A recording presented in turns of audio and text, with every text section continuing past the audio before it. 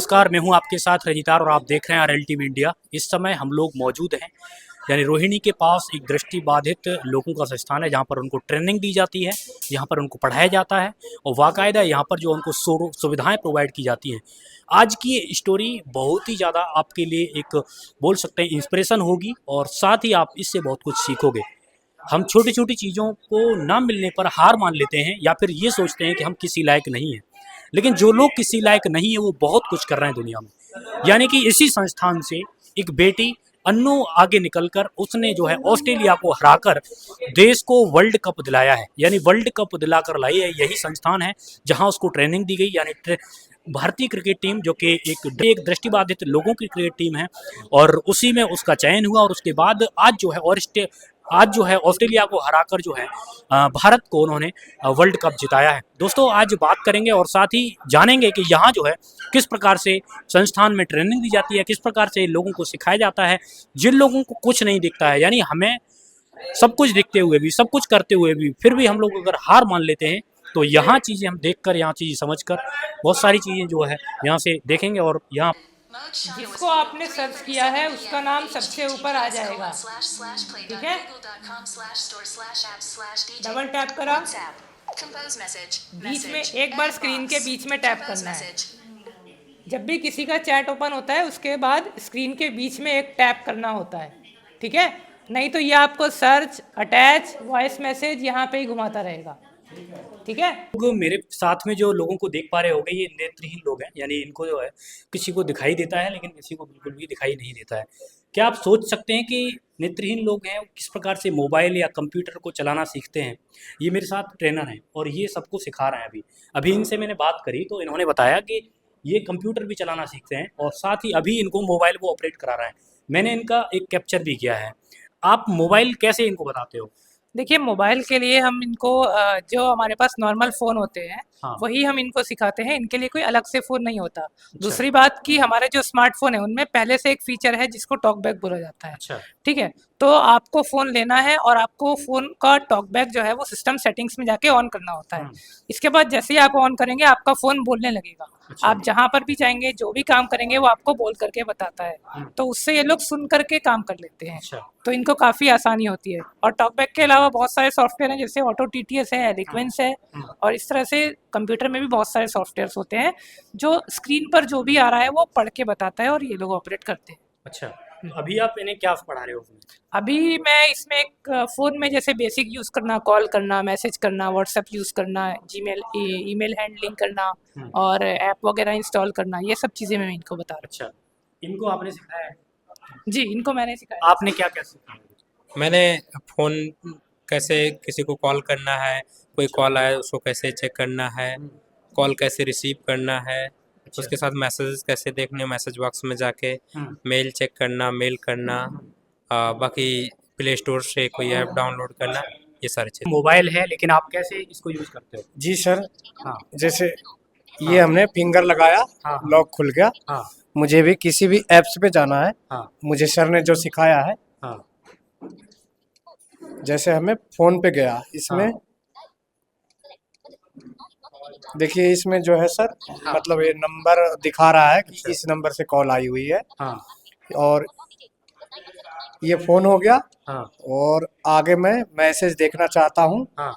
तो ये मैसेज पे क्लिक किया हाँ। और ये लेफ्ट किया। हाँ।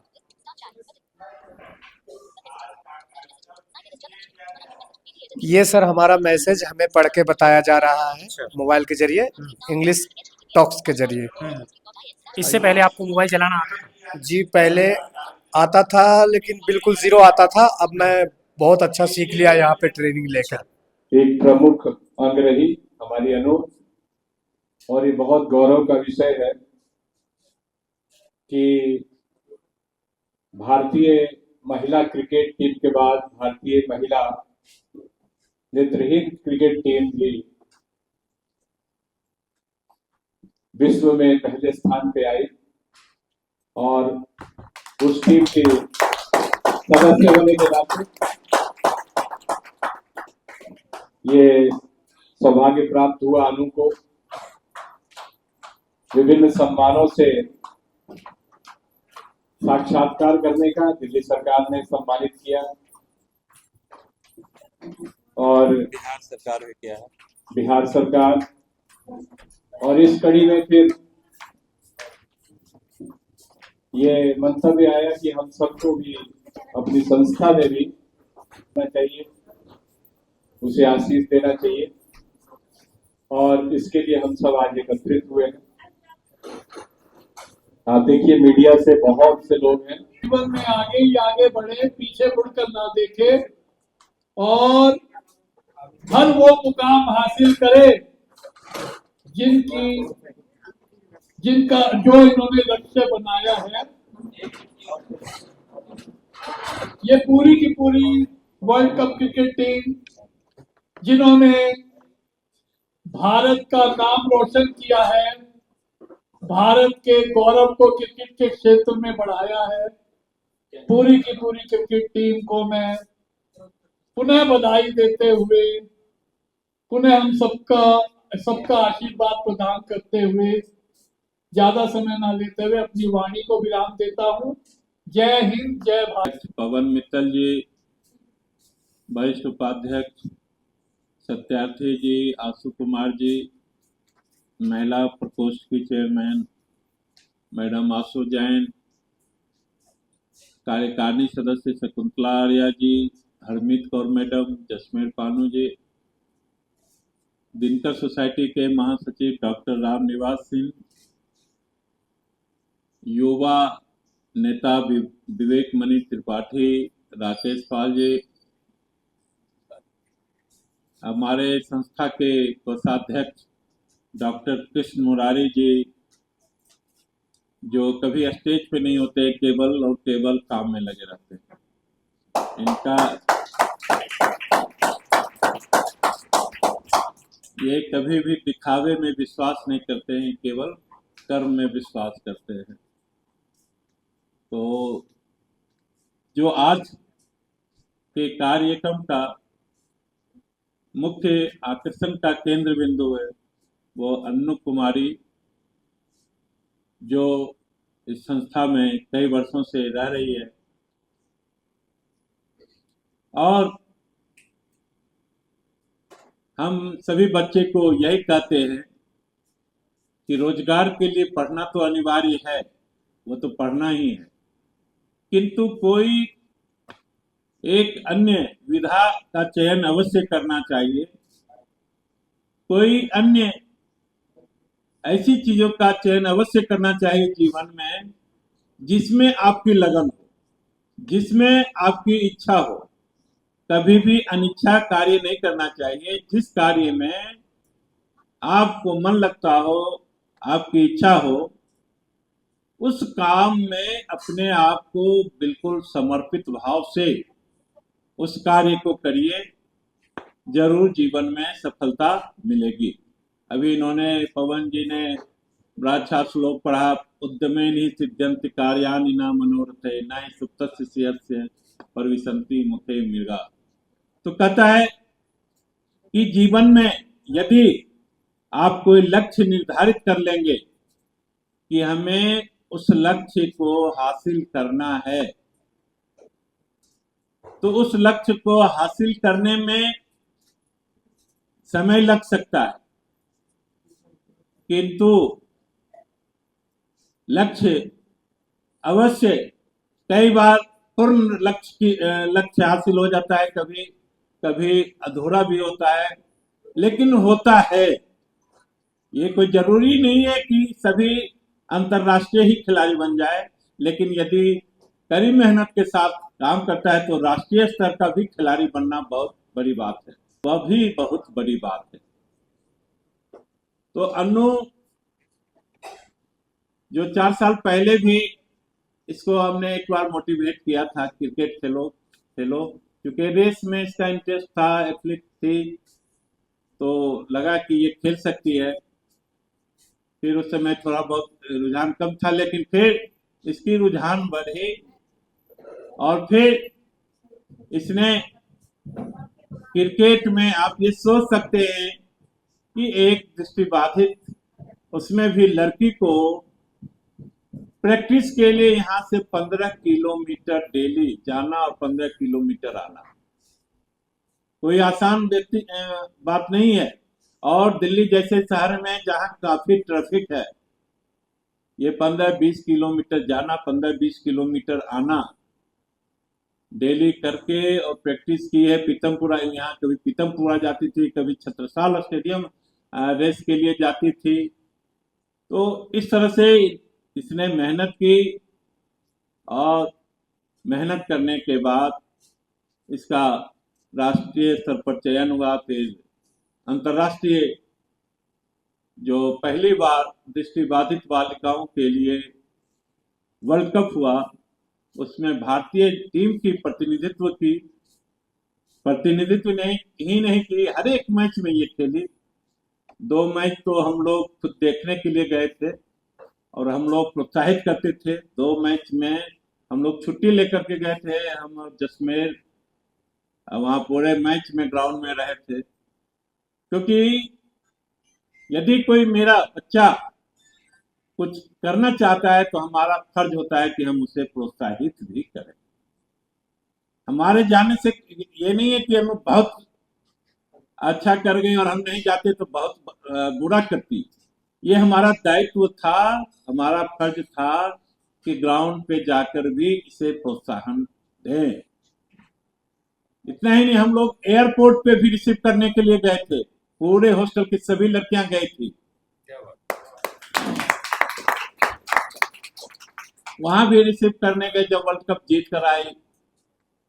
तो यदि कोई मेहनत करता है, कोई सफलता हासिल करता है, तो हमें उसे प्रोत्साहित करने के लिए दोनों ताकत से कोशिश करनी चाहिए। चैनल है अपने इंस्टाग्राम, कैश रिवार्ड की बात करें जाए, आज में भी मैं देख रहा था, रेखा गुप्ता मैडम ने 1.5 करोड़ रुपए दिया है किसी जो महिला क्रिकेट टीम से आई है, तो हमारे बच्चों को नहीं सामने देखिए एक बार और कैमरे पीछे और आप पीछे लोग सारे आ जाए, ग्रुप में आना चाहिए फोटो, सारे आ जाएंगे सब, सबकी किसी को काटना मत, सब नाराज हो जाएंगे हमसे, फिर मेरे पीछे पड़ जाएंगे। नहीं मैं नहीं हूँ, सामने देखिए एक बार और कैमरे पीछे और आप पीछे लोग सारे आ जाए, ग्रुप में आना चाहिए फोटो, सारे आ जाएंगे सब, सबकी किसी को काटना मत, सब नाराज हो जाएंगे हमसे, फिर मेरे पीछे पड़ जाएंगे। नहीं मैं नहीं हूँ, नमस्कार करती हूँ जो भी यहाँ पे उपस्थित हुए हैं, और सबको बहुत बहुत धन्यवाद जो आप सभी आकर मेरे उत्साह को बढ़ाए। और मैं बहुत माइक पे बहुत कम बोलती हूँ, मुझे माइक को देखकर ही घबराहट होता है, तो मैं आप सबसे क्षमा चाहूंगी यदि कुछ गलत बोलूंगी तो। और मेरा नाम अनु कुमारी है और मैं B1 कैटेगरी की एक ऑलराउंडर प्लेयर हूँ, और मैं बिहार में बक्सर जिला एक छोटे से गांव मुकुंदपुर की रहने वाली हूँ। और मेरे पापा एक छोटे से गौशाला में काम करते हैं और मेरी मम्मी हाउस वाइफ हैं। और मेरी 10th तक की पढ़ाई बिहार में अंतर्जातीय बालिका विद्यालय से हुई है और बाकी की पढ़ाई मेरी दिल्ली से हुई है। और मेरा हॉबी क्रिकेट खेलना है और मेरा एम इंटरनेशनल प्लेयर बनना और अपने देश का नाम रोशन करना है। और मैं 2023 से क्रिकेट खेलती हूँ। फर्स्ट टाइम मैं मुजफ्फरपुर में क्रिकेट खेली थी, उसके बाद मैं पटना में खेली, पटना में मेरा परफॉर्मेंस अच्छा रहा जिसकी वजह से मेरा सिलेक्शन नेशनल के लिए हुआ। और उसके बाद मैं नेशनल में खेली, नेशनल में 3 मैच खेली जिसमें से 1 मैच हार गए थे और 2 मैच हम जीते थे, जिसके बाद मेरा सिलेक्शन इंडिया टीम के कैंप के लिए हुआ टॉप 29 में। उसका कैंप बेंगलोर में हुआ, हम वहाँ पे हमारा कैंप हुआ, वहाँ भी मेरा अच्छा परफॉर्मेंस रहा लेकिन उसका कोई रिजल्ट नहीं आया। उसके बाद फिर से जून में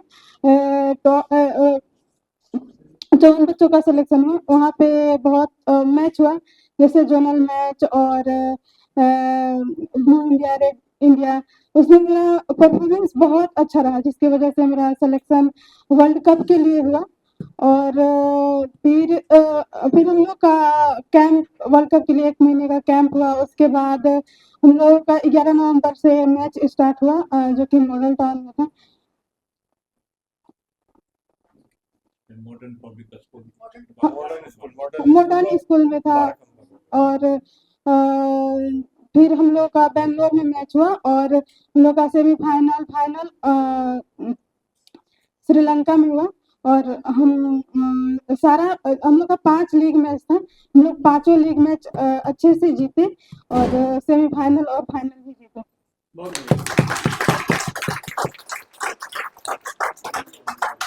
और मैं धन्यवाद देना चाहूंगी रमेश सर को और अपने बिहार क्रिकेट बोर्ड को और अपने कोच को और अपने मैनेजर को।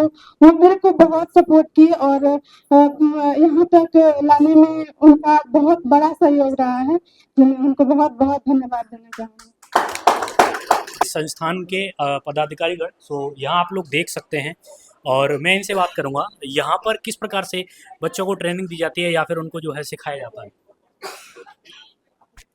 मैं अध्यक्ष नहीं, अध्यक्ष वो अच्छा, है पवन नहीं, मित्तल। मैं आपसे ही पूछ रहा हूँ। अच्छा, हाँ, मैं सभी से पूछ रहा हूँ।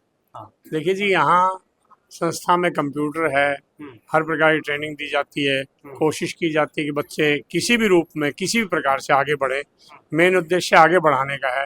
यहाँ कॉलेज गोइंग बच्चे भी हैं, कई एक पिछले साल 11वीं 12वीं की लड़कियाँ भी थी और कॉलेज के भी हैं। हमारे यहाँ से 7-8 जॉब अभी लगी थी, जो गवर्नमेंट जॉब लगी हैं। समय समय पर गवर्नमेंट जॉब में बच्चे जाते रहते हैं। स्टेनो की ट्रेनिंग भी होती है, कंप्यूटर की ट्रेनिंग भी होती है। जो कुछ करना चाहें। ब्रेव लाइब्रेरी भी है हमारे पास सामने आपके, बिल्कुल ब्रेव लाइब्रेरी है बहुत बड़ी, जिसमें कई लाख की बुक्स हैं। अभी देखिए, बाकी हमारा प्रयास, जितनी छोटी संस्था है उस हिसाब से हम वो प्रयास कर ही रहे हैं जितना मैक्सिमम कर सकते हैं। जी, धन्यवाद। आपके यहाँ पर कितने बच्चे पढ़ते हैं। हमारे यहाँ लगभग 30-40 बच्चे हैं अच्छा, और पूर्ण रूप से दृष्टिबाधित हैं। अच्छा जी, इस संस्था की किस प्रकार से मदद होती है और किस प्रकार से लोग मदद करते हैं बाहर से। ये सब आप लोगों के सहयोग से चल रहा है, पब्लिक के सहयोग से। अच्छा, जनता आर्थिक योगदान करती है, उनके योगदान से ही हम सारी सुविधाएं इनको दे पाते हैं और इनके सर्वांगीण विकास के लिए हम लोग काम कर रहे हैं। आगे सरकार से आप क्या मांग करना चाहोगे जो आपके लिए अच्छा कर सके। सरकार से हम यही मांग करना चाहते हैं कि हमें हमारे बच्चों को, अर्थात दृष्टिबाधित महिलाओं एवं दृष्टिबाधित पुरुषों को, सबको बराबरी का अधिकार और बराबर के अवसर प्रदान करें, जिससे कि हम भी समाज में मुख्य धारा में शामिल होकर के देश का सहयोग कर सकें। जी सर, नमस्कार जी। नमस्कार सर। जी, कितनी प्रॉब्लम होती है जो दृष्टिबाधित लोग हैं, आप इनके बारे में एक बार आप बताएं हमें। देखिए जी, दृष्टिबाधितों के जीवन में समस्याएं जो है दृष्टिवानों की अपेक्षा कहीं ज़्यादा होती है। कदम कदम पर प्रॉब्लम होती है। जैसे जब हम अपनी पढ़ाई शुरू करते हैं तो जितना समय हम ब्लाइंड स्कूल में पढ़ते हैं उसमें तो कोई प्रॉब्लम नहीं होती, ब्रेल में हमें बुक्स उपलब्ध हो जाती है। उसके बाद हमें दृष्टिवान साथियों की मदद लेनी पड़ती है। आजकल तो टेक्नोलॉजी खैर एडवांस हो गई है, कंप्यूटर का ज़माना है, यूट्यूब का ज़माना है, तो प्रॉब्लम कुछ कम हो गई है। अपने समय की बता रहा हूँ मैं। जब हम पढ़ते थे उस समय जीवन में बहुत प्रॉब्लम थी। 9th से हमने सामान्य बच्चों के साथ पढ़ाई की और टीचर क्लास में पढ़ाकर चले जाते थे। हम अपनी ब्रेल स्लेट लेकर जाते थे। ब्रेल स्लेट के द्वारा या कैसेट रिकॉर्डर के द्वारा उसे रिकॉर्ड करते थे। कई बार टीचर दूसरी बार बता देते थे, कई बार दूसरी बार नहीं बताते थे। तो हमें पे रीडर रखना पड़ता था। जिनको हम पे करते थे वो घंटा 2 घंटा आके हमारे लिए रीडिंग करता था। और इस तरह से एग्जाम में हमें राइटर मिलता था। राइटर जो है कई बार हमें अपना करना पड़ता था, कोई स्कूल कोई यूनिवर्सिटी उसकी जिम्मेवारी नहीं लेती थी। कई बार राइटर हमें, जैसे आपने कह दिया जी हम आपका पेपर कर देंगे, आप नहीं जा पाए, किसी और को भेज दिया, तो वो हमारे लिए एक बड़ी समस्या बन जाता था। उनको एक बार मुझे जैसे एक बहरा राइटर मिला और उन्हें सुनाई कम देता, मैं बोलूं आम वो लिखे इमली। अब सभी लोगों को एक कमरा मिलता था, दृष्टिबाधित लोगों को। तो जो सुपरवाइजर थी वो कहती धीरे बोलो, और लोग सुनकर लिख लेंगे, अब धीरे जो है राइटर ना सुने। तो इस तरह की कई समस्याएं आती है, पर आज टेक्नोलॉजी एडवांस हो गई है तो ये समस्याएं तो जब मैं यहाँ आया और आके मैंने चीज़ें देखी कि यहाँ जितने भी यहाँ लोग देखने को मिले वो दृष्टिबाधित थे, यानी कि उनको दिखाई देता है, कुछ कुछ को वो भी 20%, 25% समथिंग, और किसी किसी को बिल्कुल भी नहीं देता है। मैंने थोड़ी सी प्रैक्टिस करके जरूर देखी, अपनी आंखों को बंद किया, क्योंकि हमें इन प्रॉब्लम्स का नहीं पता है, क्योंकि जो व्यक्ति फेस नहीं करेगा उसको क्या ही पता। अब मैं यहाँ के आके देखा तो उसके बाद फिर थोड़ी सी मैंने अपनी आंखें बंद करी, थोड़ा चल के देखा तो मैं गिरने वाला था। तो मैं उस चीज़ को समझ पा रहा था कि ये कितनी चीज़ों को जो है हर एक कदम कदम पर फेस करते हैं। और आज ये सब चीज़ें मैंने जब देखी, हम लोग सारे काम कर सकते हैं, भगवान ने हमको सब कुछ दिया है, लेकिन हम क्या है कभी कभी टूट जाते हैं, या हमें जो है इतनी तकलीफ होती है, या फिर डिप्रेशन में चले जाते हैं। हमें डिप्रेशन में जाने की ज़रूरत ही नहीं है। 2 दिन पहले मैं खुद डिप्रेशन टाइप में फील कर रहा था, मैं कुछ नहीं कर पा रहा हूँ, लेकिन इनको देख के जज्बा अंदर से मिला कि हम बहुत कुछ कर सकते हैं। हमें भगवान ने जितना दिया है ना, वो शायद है कि किसी को ना मिला हो। जैसे यहाँ पर आप लोगों ने देखा कि इनको नहीं मिला है, लेकिन आप लोगों को वो सारी चीज़ें मिली हैं। तब भी अगर आप लोग दुखी हैं, तमाम लोग ऐसे हैं इस देश में जो दुखी रहते हैं, अपनी आत्महत्या कर लेते हैं और वो प्रॉब्लम्स का सामना नहीं कर पाते, लेकिन आपको देख के एक जज्बा मिलता है कि हाँ, हम अपने जीवन में बहुत कुछ कर सकते हैं। आप उनके लिए क्या कहना चाहोगे जो अपनी दुनिया में अपने जीवन को ही खत्म कर लेते हैं प्रॉब्लम्स के सामने? सर मैं तो एक ही चीज कहना चाहूंगा, मन से कभी हार मत मानिए। मन के हारे हार है, मन के जीते जीत। तो जो मन से हार गया वो जिंदगी में कुछ नहीं कर पाएगा, और जो मन के जिसने जो है बाधाओं के सामने घुटने नहीं टेके, उनके सामने बाधाएं स्वयं घुटने टेक देंगी। यही संदेश देना चाहूंगा, कभी बाधाओं के सामने घुटने मत टेकिए, बल्कि बाधाओं को अपने सामने घुटने टेकने पर मजबूर कीजिए। यहाँ तमाम जो है हिम्मत वाले लोग हैं, और हिम्मत यहीं से मिलती है। यानी ऐसे लोगों से जब आप आके मिलोगे और पता करोगे, तब आपको पता चलेगा कि इस देश में कैसे कैसे लोगों से इंस्पिरेशन ली जा सकती है। ये तमाम लोग ऐसे हैं जो कि एक संस्थान चला रहे हैं, और यहाँ पर जो है हंड्रेड्स ऑफ बच्चे यहाँ पर आपको देखने को मिल जाएंगे जो दृष्टिबाधित हैं, और 100 यहाँ पर हैं, लेकिन इससे पहले इन्होंने कितने एजुकेट करके यहाँ से भेजे हैं।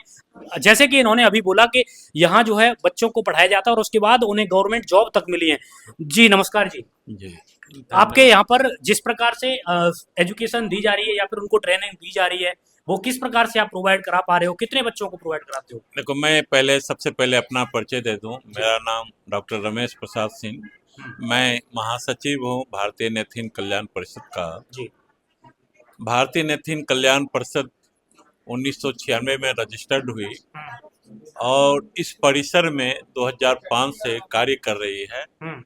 लगभग मोर देन 500 ब्लाइंड गर्ल्स को यहाँ से एजुकेशन, हायर एजुकेशन मिली होगी, और लगभग मोर देन 100 ब्लाइंड गर्ल्स को जॉब भी मिला होगा। तो भारतीय नेत्रहीन कल्याण परिषद का जो मुख्य उद्देश्य 4-5 उद्देश्य था कि आम लोगों में अवेयरनेस लाएं, दूसरा इनका रिहेबिलिटेशन हो, चाहे वो एजुकेशनल हो, वोकेशनल हो, चाहे जॉब ओरिएंटेड हो, चाहे कल्चरल रिहेबिलिटेशन हो, सोशल रिहेबिलिटेशन हो। साथ ही साथ हम सोशल इंक्लूजन में बहुत ज़्यादा विश्वास करते हैं। किसी भी समाज में प्रतिष्ठा पाने के लिए जब तक आपका सोशल इंक्लूजन नहीं होगा, बिल्कुल, तब तक आप बराबरी के भागीदार नहीं हो सकते। अब बराबरी के भागीदार होने के लिए आपका सोशल इंक्लूजन होना बहुत जरूरी है। लगातार हम इसके लिए संघर्ष करते रह रहे हैं। तो भारतीय नेत्रहीन कल्याण परिषद स्थापना काल से ही दिल्ली के बड़े बड़े ऑडिटोरियम में कार्यक्रम करवा करके आम लोगों के बीच अवेयर करने की कोशिश की कि आम लोग, क्या है, दृष्टिबाधिता जो है अभिशाप नहीं, एक दुर्घटना है, और दुर्घटना होने के बाद क्या है, आप उसे सहयोग करिए, फिर वो आगे बढ़ सकता है। तो हम आम लोगों से यही अपील करेंगे कि अब कोई लाचार नहीं है, कोई बेचारा नहीं है, केवल थोड़ी सी सहयोग की जरूरत है। थोड़ी सी सहयोग करने के बाद ये आम लोगों की तरह अपना जीवन यापन कर सकते हैं। और जो आज विशेष रूप से जो कार्यक्रम के आयोजन का मुख्य उद्देश्य था, अभी आपने न्यूज में, समाचार में 23 नवंबर को सुना होगा, भारतीय दृष्टिबाधित महिला क्रिकेट टीम विश्व विजयी हुई। उस विश्व विजयी टीम की एक सदस्य जो अन्नू कुमारी है, वो रमा विहार, जहाँ से अभी हम बोल रहे हैं, रमा विहार ब्लाइंड गर्ल्स हॉस्टल की एक छात्रा कई वर्षों से यहाँ रह रही है, वहीं की छात्रा है और उन्हीं का अभिनंदन कार्यक्रम रखा गया था। अभी 5 तारीख को हमने कोशिश की थी, दिल्ली सरकार ने भी इसे सम्मानित किया, पुरस्कृत किया, बिहार सरकार ने भी पुरस्कृत किया। तो यह हमारा प्रयास है कि और अन्नू की उपलब्धि के लिए हम लोग अभिनंदन कर रहे थे, अन्नू का अभिनंदन कर रहे थे, अन्नू के और मनोबल को बढ़ाने के लिए इसका अभिनंदन किया है। और हम इसी तरह से भारतीय टीम में जितनी लड़कियां थी सभी का एक दिन अभिनंदन करेंगे, केवी किया है और हम लोग भी करेंगे। आज हम इस माध्यम से, आप लोगों के माध्यम से यही मांग करते हैं कि वह राज्य सरकार इस विश्व विजयी टीम के सदस्य को किसी भी प्रकार के पुरस्कार की घोषणा नहीं की है, चाहे वह दिल्ली की सरकार हो, बिहार की सरकार हो, चाहे आसाम की सरकार हो, चाहे उड़ीसा की सरकार हो। 7 स्टेट ने घोषणा की है, लेकिन कुछ और स्टेट अभी घोषणा नहीं की है। तो विशेष रूप से दिल्ली और बिहार सरकार से निवेदन है कि वह जल्द से जल्द घोषणा करें इनके लिए पुरस्कार राशि, ताकि इस बच्चे का, इन बच्चों का और मनोबल बढ़े। साथ ही बीसीसीआई से निवेदन है कि जिस प्रकार महिला क्रिकेट टीम को जो राशि आम महिलाओं को जो दी है, वही राशि इन दृष्टिबाधित बालिकाओं को भी दी जाए, ताकि आपको ये सोचना चाहिए कि एक दृष्टिबाधित लड़कियों का घूमना टहलना बहुत मुश्किल होता है और ये खेलना कितनी बड़ी बात है। यदि खेली है तो इसको आम लोगों के साथ भेदभाव नहीं होनी चाहिए। ये बीसीसीआई से हमारी डिमांड है कि बीसीसीआई आम लड़कियों के विश्व विजयी टीम को जो राशि दी है वही इन लड़कियों को भी वही राशि दे। साथ ही भारत सरकार के खेल मंत्रालय से भी अपील है, डिमांड है कि इन छात्राओं को सरकारी सेवा में देने के लिए, चूंकि वो नोडल मंत्रालय है, वो पहल करे, सामाजिक न्याय अधिकारिता मंत्रालय पहल करे कि जितनी लड़कियां खेली थी, जब आप आम खिलाड़ियों को इंस्पेक्टर डायरेक्ट बना देते हैं, डीएसपी बना देते हैं, चाहे और भी कोई सेकंड क्लास ऑफिसर बना देते हैं इंटरनेशनल प्लेयर को, तो ये लड़कियां भी इंटरनेशनल प्लेयर हैं और इंटरनेशनल प्लेयर की दर्जा दी जाए। इन दृष्टिबाधित लड़कियों को भी आम लड़कियों की तरह अंतर्राष्ट्रीय खिलाड़ी की दर्जा दी जाए और जो अंतर्राष्ट्रीय खिलाड़ी को सुविधाएं आम लोगों को मिलती है, वही सारी सुविधाएं इन दृष्टिबाधित छात्राओं को भी मिले। यही हमारी मांग है, चाहे वो सरकारी जॉब से रिलेटेड हो, चाहे पुरस्कार। जिस प्रकार से इनकी मांगे हैं आपने सुना, और ये जो है गवर्नमेंट से मांगे कर रहे हैं, और जिस प्रकार से सारे लोगों को जो भी इंटरनेशनल या फिर जो भी जीत हासिल करते हैं उनको सुविधाएं दी जाती हैं, सारी सुविधाएं उनको प्रोवाइड की जाएं, और जो भी जिस प्रकार का पुरस्कार है हर एक स्टेट जिस प्रकार से सबको प्रोवाइड कराती है, इसी प्रकार से इनको भी प्रोवाइड की जाए, जो कि वंचित ना रखा जाए।